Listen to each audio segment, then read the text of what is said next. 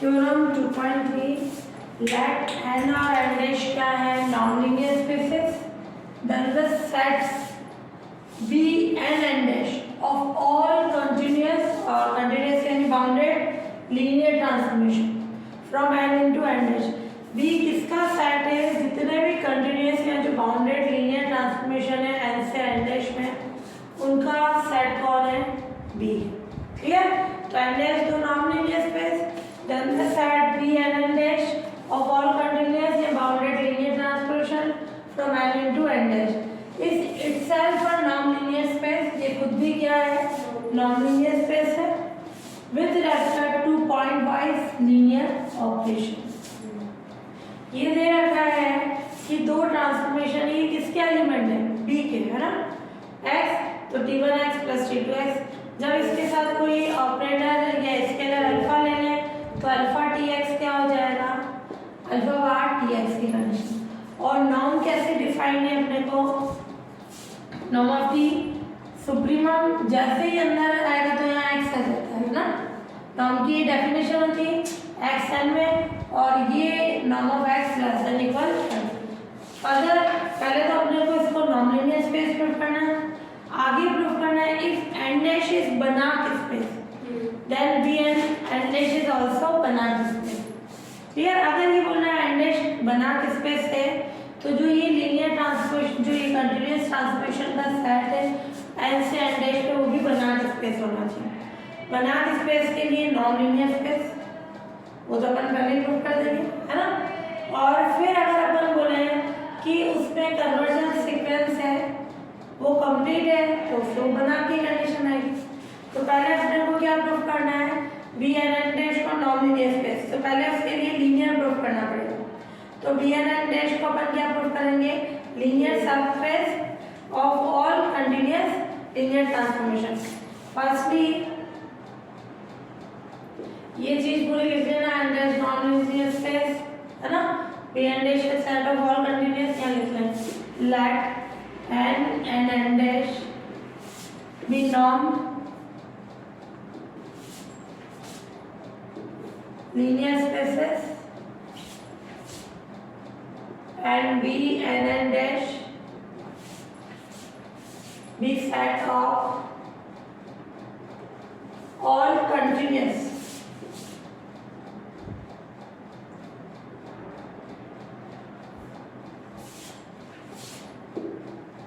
linear transformation to prove b and n dash is non-linear space.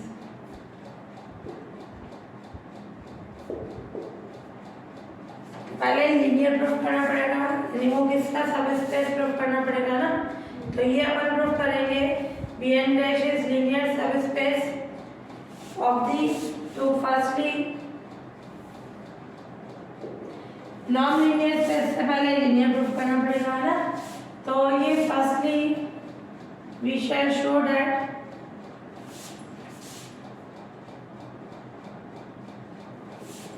b and n dash क्या है इस सब space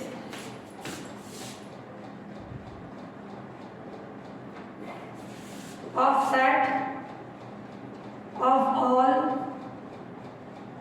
continuous transformation या bounded transformation है ना तो अपन ले लें इसके में दो एलिमेंट ले लें लेट t1 और t2 किसके एलिमेंट है b and n dash तो इससे क्या आ जाएगी कंडीशन इसमें ये सारे कंटीन्यूअस है कंटीन्यूअस का मतलब बाउंडेड क्लियर तो बाउंडेड की क्या कंडीशन हो जाएगी अपने पास k एग्जिस्ट होता है ग्रेटर देन इक्वल 0 की नॉर्म ऑफ tx बाउंडेड की क्या डेफिनेशन होगी कि k greater than equal 0 there exist norm of tx less than equal k norm of x ये बाउंडेड की कंडीशन होती है तो यहाँ पे दो ट्रांसफॉर्मेशन है कंटीन्यूअस यानी बाउंडेड तो इनके कारण क्या आ जाएंगे दो k एग्जिस्ट होंगे तो ये इसमें सो देयर एग्जिस्ट k1 और greater than equal 0 such that norm of Tx less than equal केवल norm of x। दूसरा इसी के कारण and norm of Tx क्या आ जाएगी condition K2 norm of x। ये फर्स्ट ये सेकेंड कंडीशन क्लियर। तो केवल K2 ऐसे एग्जिस्ट है कि norm of Tx less than equal K1 norm of x और norm of Tx less than equal K2 norm of x की condition.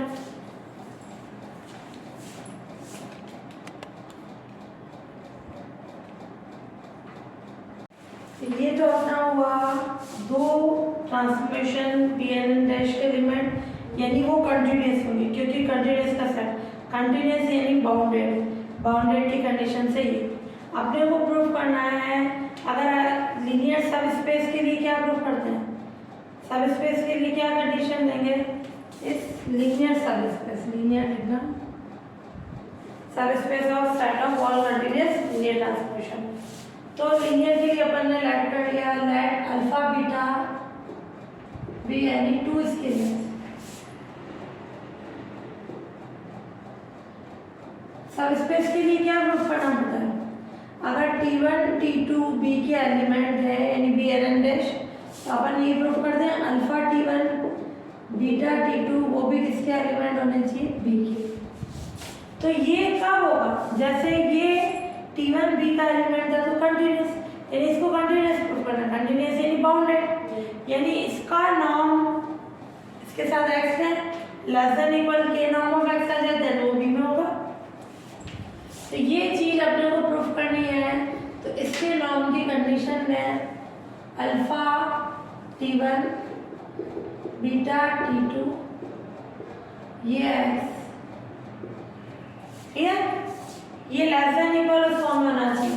तो यहाँ पे अपना पास क्या है, जो T1 T2 लीनियर ट्रांसफॉर्मेशन है जो डेफिनेशन दे रखी थी इसको ओपन कर सकते हैं। तो ये क्या हो जाएगा, अल्फा T1x बीटा T2x, जो गिवन ऑपरेशन है दोनों मैंने साथ में ले लिए।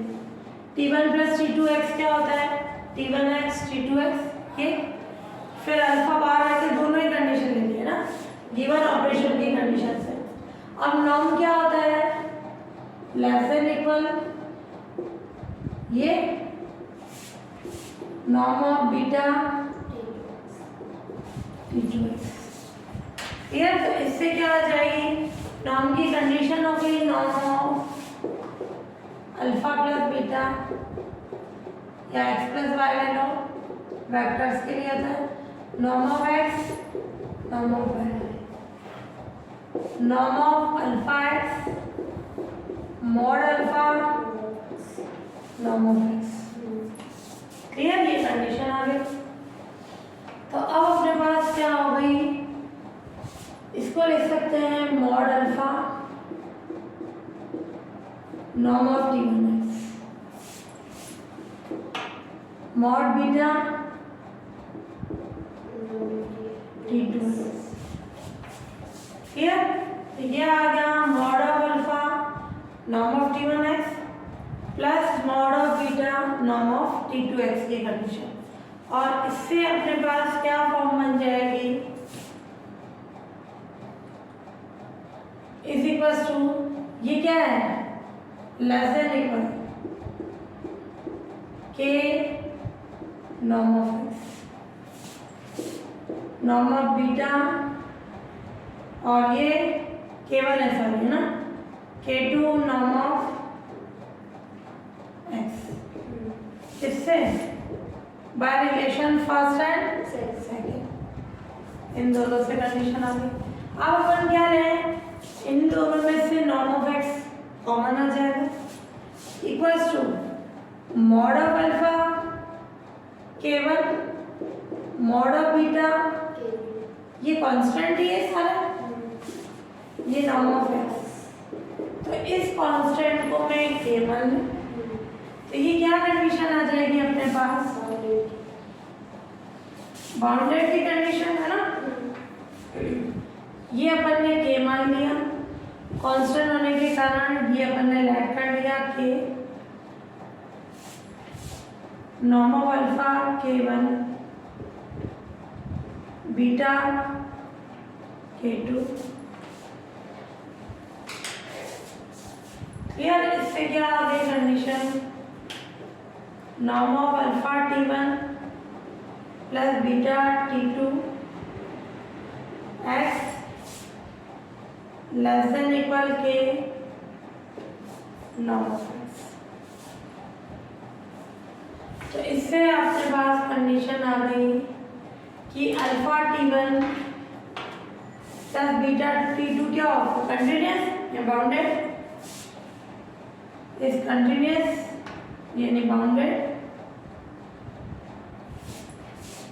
इसका मतलब तो alpha T1 beta T2 belongs to B, continuous linear transformation लिखा है ना, लीनियर ट्रांसफॉर्मेशन।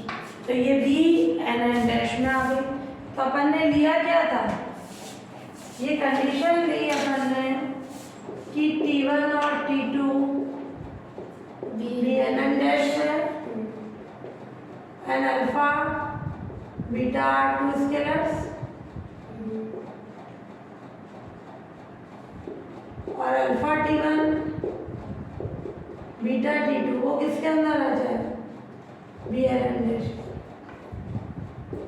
इससे ही कंडीशन आ गई B N N dash is linear subspace.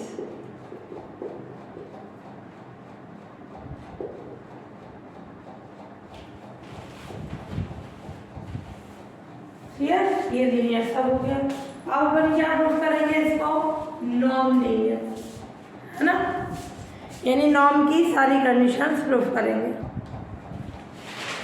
अब अपने को प्रूफ करना है, पहले तो लीनियर सबस्पेस प्रूफ किया कि prove B N N dash is non linear space.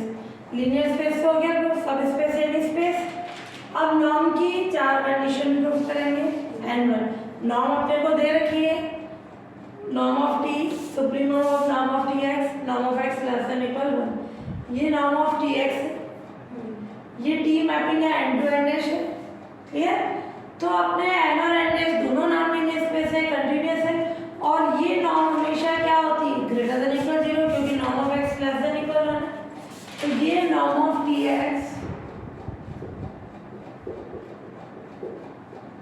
Greater than equal 0।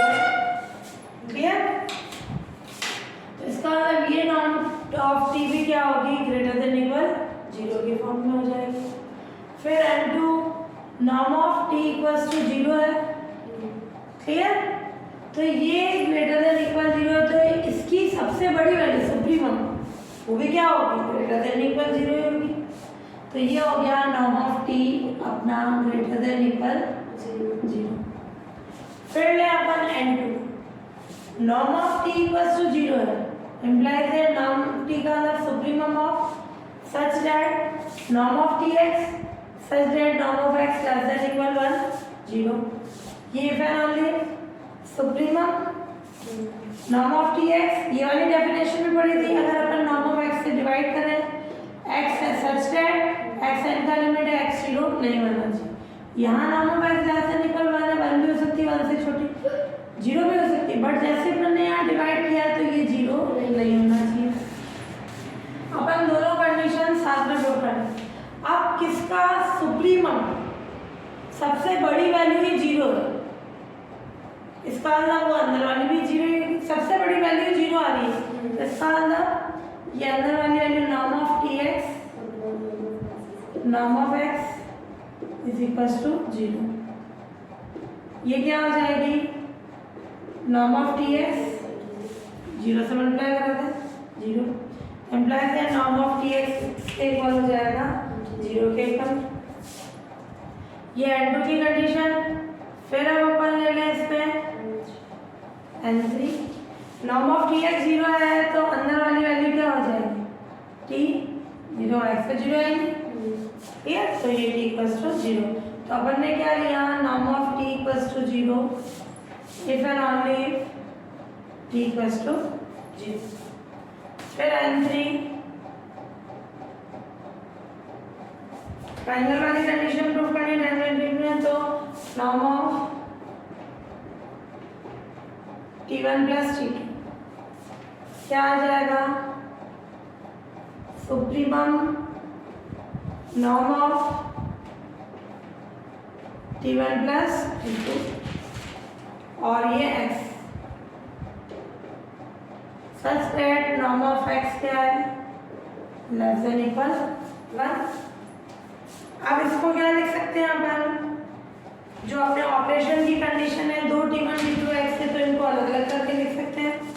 तो ये आ जाएगी कंडीशन जो अपने को डेफिनेशन में दे रखा है, supremum of norm of T1 x T2 नहीं, नॉर्म को अलग नहीं करना, इसको अपन ओपन करना है ना, जो अपने को BNN डैश में ट्रांसफॉर्मेशन दे रखे हैं, ये इसको हम ओपन करते हैं such that norm of x less than equal 1। अब ये नॉर्म को अपन चेंज करा सकते हैं किस फॉर्म में? नॉर्म ऑफ जैसे x प्लस वाई क्या होता है? नॉर्म ऑफ x इसके अकॉर्डिंग चेंज करें तो क्या आ जाएगा? Less than equal supremum norm of T1 x plus norm of T2 x अलग अलग हो गए such that x belongs to n। norm of T2x such that norm of x less than equal। कौन सी कंडीशन है? norm of x plus y less than equal norm of x norm of y। इनके supremum को भी अलग अलग कर लिया। तो जब इन दोनों के सम का सुप्रीमम है, मैं इनको अलग अलग फॉर्म में लिखूं तो बड़ा कौन सा होगा? ये less than equal supremum of T1 x such that norm of x belong less than 1। इनके सुप्रीमम को भी अलग अलग करना है तो बड़ा कौन होगा? ये सुप्रीमम ये T2x norm of x less than equal 1। Clear? ये कंडीशन आ गई। हाँ, अब अपन ले इनको नॉर्म ऑफ T है ना, अपने को क्या प्रूव करना है? Mod of alpha norm of T क्या होगी condition? Supremum of norm of alpha T इसके साथ क्या आ जाएगा? x, ये दोनों साथ में और ये x की कंडीशन।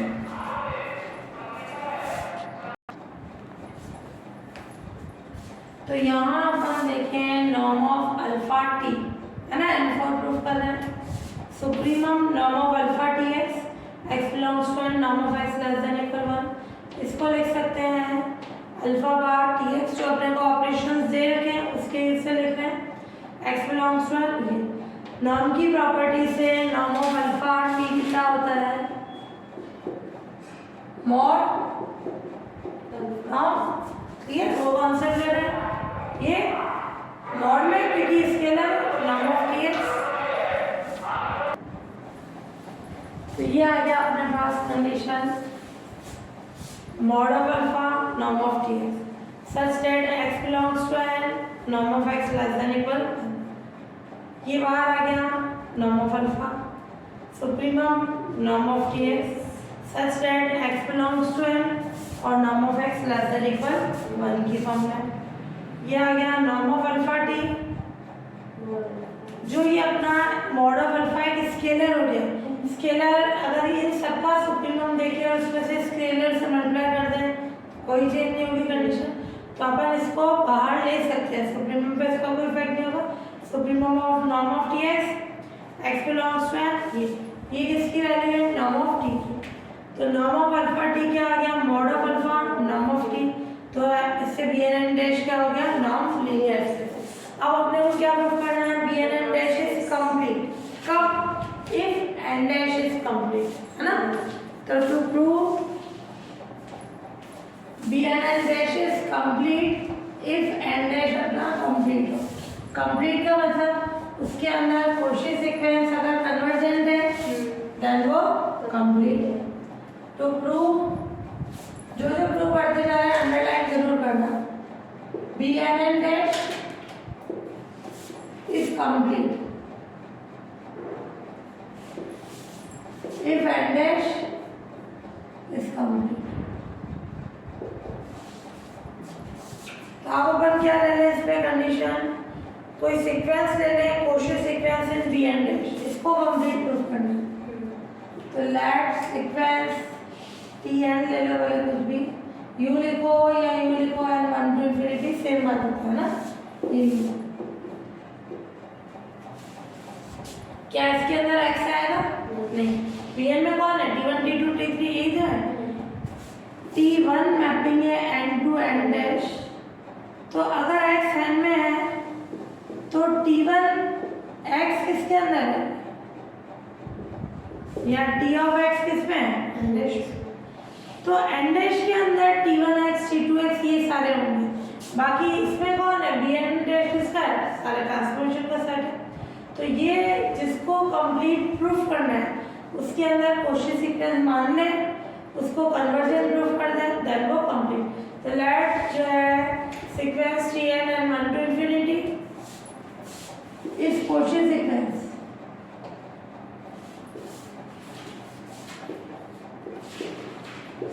B n. कॉन्सेप्ट समझना, इसमें कोशी सीक्वेंस माना है अपन और ये एन डैश तो कंप्लीट है, इसके कारण इसके अंदर भी कोशी सीक्वेंस एग्जिस्ट हो जाएगा। ये कंप्लीट है तो ये कन्वर्जेंट होगा, ठीक है, उसके यूज से प्रूफ करेंगे। तो ये कोशी सीक्वेंस ही है, इसका मतलब norm of T m minus T n tends to 0 as m n tends to infinity. Cauchy sequence की डेफिनेशन अब अपन देखें। Now norm of T m minus T n, इसके लिए बताएंगे कोशी सीक्वेंस की कंडीशन। ये किसकी कंडीशन होगी? N dash. इसको मैं यूं लिख सकती हूँ norm of T m x, ठीक है। तो ये मैं ये लिया, इससे ये लिख सकते हैं एक्स कॉमन आ जाएगा और ये वैल्यू क्या होगी? Less than equal norm of T m minus T n और नॉर्म ऑफ एक्स। ये अगर मैपिंग कंटिन्यूअस है तो इसकी ये वाली condition norm of T x जो है के की फॉर्म में नहीं, less than equal norm of T norm of x, clear? लिख सकते हैं। एक तो बाउंडेड की फॉर्म में होती है, ये अपन इनको अलग अलग करना, ये कंडीशन। अब norm of T m minus T n किसकी तरफ टेंड करना? 0 की तरफ। ये वैल्यू 0 की तरफ टेंड करना जब m n tends to infinity. ये वैल्यू इसके लेस देन इक्वल, जब ये 0 की तरफ टेंड कर रही है, किसी की नॉर्म 0 या पॉजिटिव होती है, जब ये 0 की तरफ टेंड कर रही है तो ये भी क्या करेगी? 0 की तरफ। तो ये टेंड्स टू 0 किसके कारण? बाय रिलेशन ए, ये कि norm of T m minus T n s, जबकि एम और एन क्या है? इनफिनिटी की तरफ टेंड कर। तो ये वैल्यू इसके लेस देन इक्वल है, ये 0 की तरफ टेंड कर रही है तो ये भी किसकी तरफ टेंड करेगी? 0 की तरफ। Norm of T m x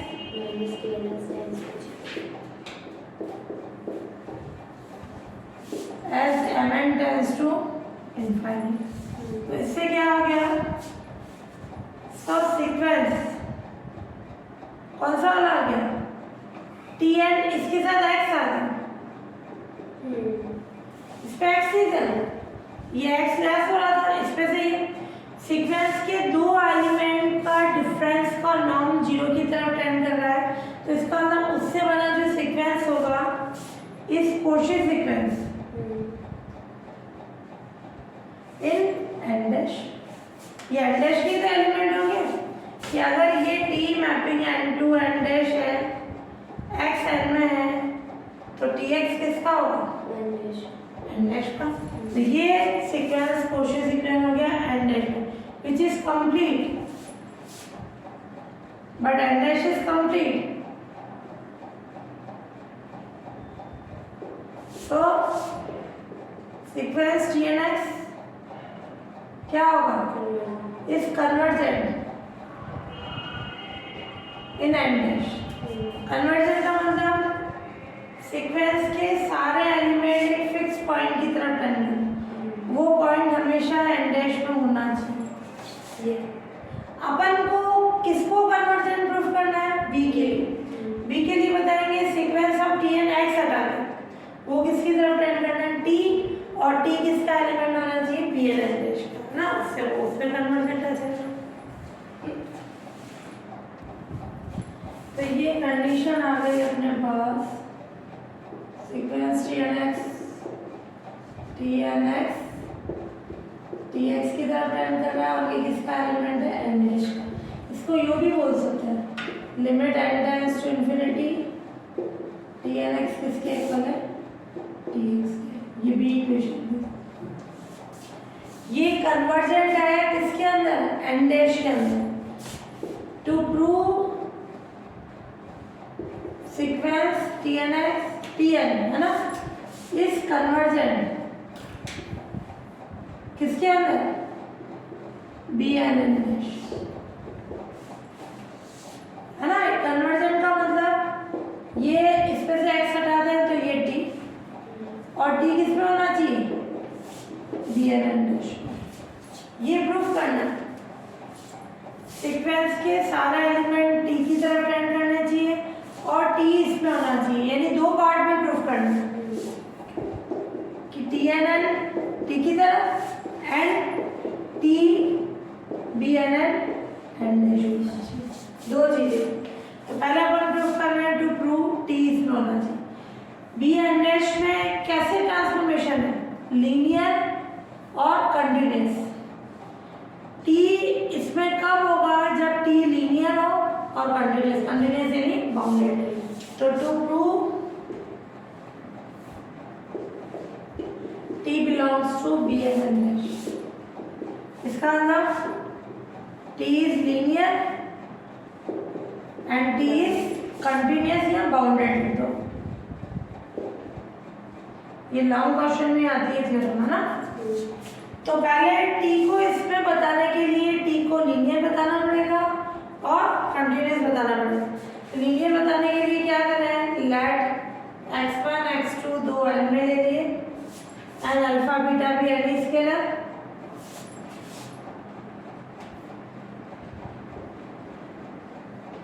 तो क्या कंडीशन हो जाएगी? t alpha x1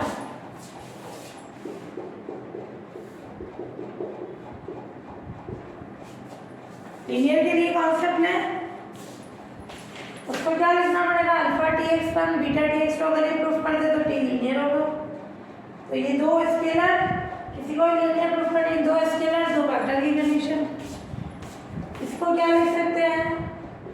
limit n tends to infinity Tn किससे? इक्वेशन सेकंड से। t ऑफ x को अपन ने ये लिखा बाय इक्वेशन सेकंड। और ये TNX होता है क्या? लीनियर है, तो इनको क्या लिख सकते हैं? Limit n tends to infinity alpha TNX1 beta TNX2। क्यों? क्योंकि Tn लीनियर है।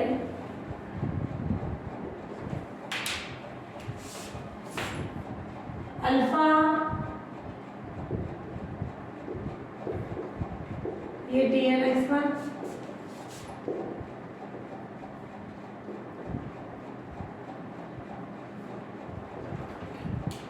ये TNX2। क्लियर? तो ये आ गया alpha limit n tends to infinity TNX1 beta. ये वापस इसको मैं इससे क्या लिख सकती हूँ? TX1 bye equation B. तो ये कंडीशन आ गई t alpha x1 beta x2 alpha tx1 beta tx2 t T is linear transformation. Clear? एक तो लीनियर प्रूफ करना है, टी को कंटिन्यूस, कंटिन्यूस यानी बाउंडेड, वो प्रूफ करना है। अब अपने को बाउंडेड यानी कंटिन्यूस प्रूफ करना है। नॉर्म ऑफ टी एक्स, इसको क्या लिख सकते हैं, limit N tends to infinite T n x by equation B. Limit इसके बाहर ले सकते हैं, तो क्या आ जाएगा, limit N tends to infinite norm of T n x. इसको भी अलग अलग करना है, तो क्या आ जाएगी condition, limit N tends to infinity, इसको अपन ने लिखा norm of T n norm of x की कंडीशन।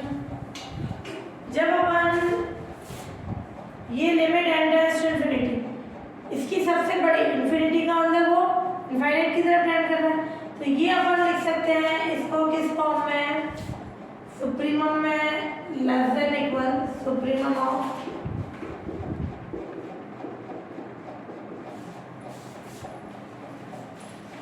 ये क्या आ गया, लिमिट बाहर आ गई नॉर्म ऑफ टी एक्स। इसको भी अलग अलग लिखा।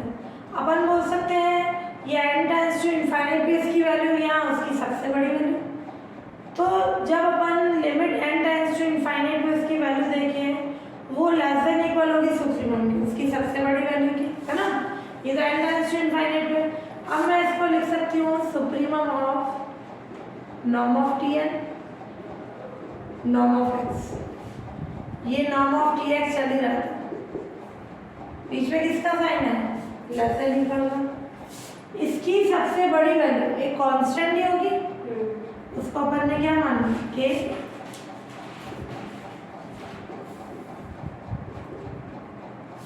क्या लेट कर दिया, के।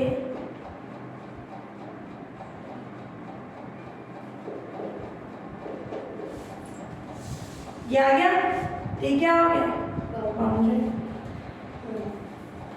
ठीक है, तो ये मैंने लिमिट हटा दी, और जब अपन ने सुप्रीमम लिखा तो सुप्रीमम क्या होती है, उसकी सबसे बड़ी वैल्यू। लिमिट पे वैल्यू देखे या सबसे बड़ी वैल्यू देखे तो कौन सी होगी, सबसे बड़ी वैल्यू, तो ये लेस देन इक्वल, ये फॉर्मूला। तो टी लीनियर भी हो गया और बाउंडेड भी हो गया, तो इसलिए टी किसका एलिमेंट हो गया, बी एन डैश का, क्योंकि T is linear and bounded, तो टी किस पे बिलोंग करेगा, बी एन डैश, क्योंकि T is linear and bounded, T किस पे बिलोंग कर जाएगा, बी एन डैश। क्लियर, ये कंडीशन है। अब अपन क्या प्रूव करेंगे, टी एन टी की तरफ टेंड करना चाहिए, टी तो आपने बता दिया बी एन डैश में, तो वो कन्वर्जन की कंडीशन आ जाएगी।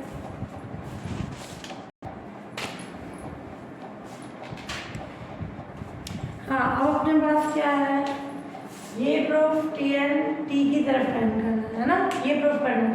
अब टी एन एक्स किसकी तरफ टेंड करना है, टी एक्स की तरफ, ये तो है ना, sequence T n x is convergent sequence किसके अंदर, एन डैश में, यानी ये इसकी तरफ टेंड है।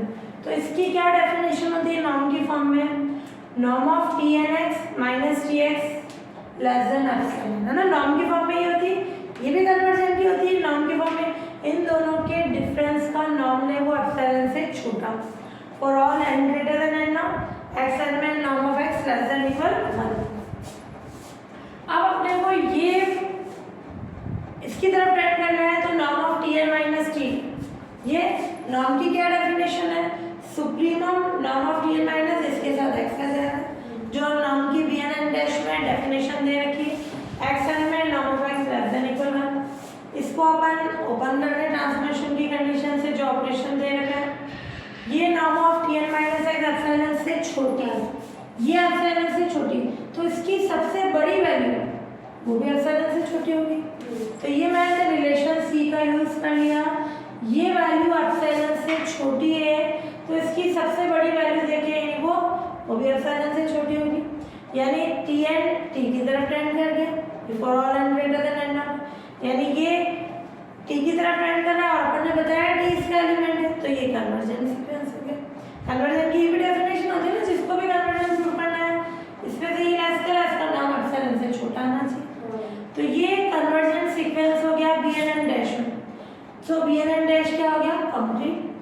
कंप्लीट हो गया, तो वो बना के इसको। तो इसके अंदर जितने भी non linear BN dash non linear space है, तो अगर BN dash non linear space है कंप्लीट है, देन वो बना के स्पेस है। क्लियर? तो ये प्रूफ हो गई कंडीशन।